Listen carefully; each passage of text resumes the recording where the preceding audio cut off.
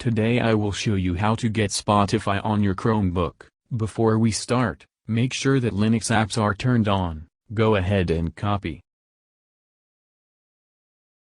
Open the terminal.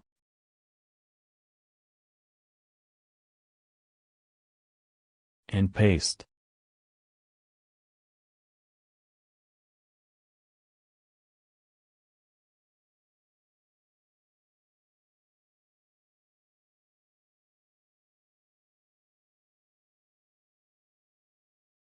Once you have run that command, go ahead and paste one final code. This will install Spotify.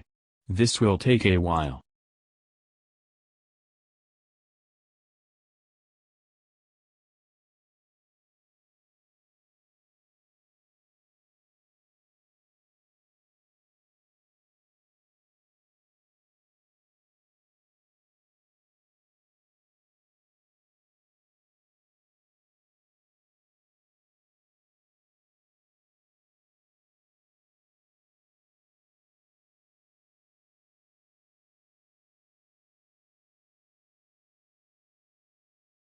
As you can see, Spotify has been installed.